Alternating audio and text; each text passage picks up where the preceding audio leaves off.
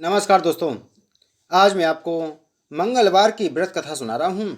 एक बुढ़िया थी। वह मंगल देवता को अपना इष्ट देवता मानकर सदैव मंगल का व्रत रखती, मंगलवार व्रत कथा पढ़ती और मंगलदेव का पूजन किया करती थी। उसका एक पुत्र था जो मंगलवार को उत्पन्न हुआ था। इस कारण उसको मंगलिया के नाम से बोला करती थी। मंगलवार के दिन ना तो घर को लीपती और ना ही पृथ्वी खोदा करती थी। एक दिन मंगल देवता उसकी श्रद्धा की परीक्षा लेने के लिए उसके घर में साधु का रूप बनाकर आए और द्वार पर आवाज दी। बुढ़िया ने कहा, महाराज क्या आज्ञा है।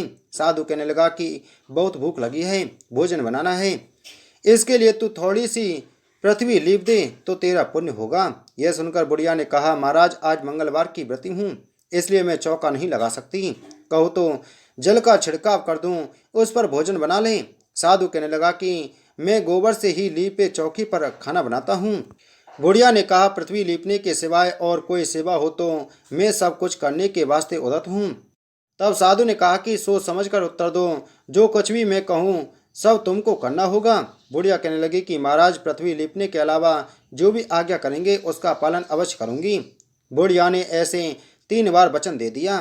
तब साधु कहने लगा कि तू अपने लड़के को बुलाकर औंधा लेटा दे, मैं उसकी पीठ पर भोजन बनाऊंगा। साधु की बात सुनकर बुढ़िया चुप हो गई।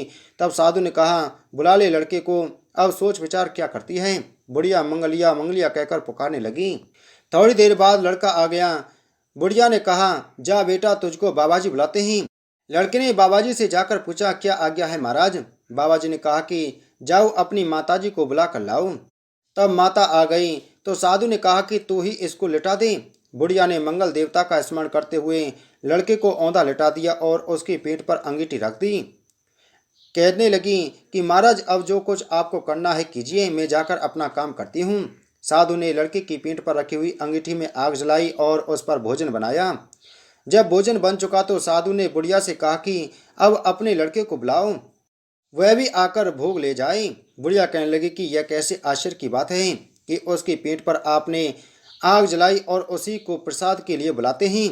क्या यह संभव है कि अब भी आप उसको जीवित समझते हैं। आप कृपा करके उसका स्मरण भी मुझको ना कराइए और भोग लगाकर जहाँ जाना हो जाइए। साधु के अत्यंत आग्रह करने पर बुढ़िया ने ज्यों ही मंगलिया कहकर आवाज लगाई त्यों ही वह एक ओर से दौड़ता हुआ आ गया। साधु ने लड़के को प्रसाद दिया और कहा कि माई, तेरा मंगलवार व्रत कथा पढ़ना सफल हो गया। तेरे हृदय में दया है और अपने इष्ट देव में अटल श्रद्धा है, इसके कारण तुमको कभी कोई कष्ट नहीं पहुंचेगा। बोलो मंगल देवता की जय।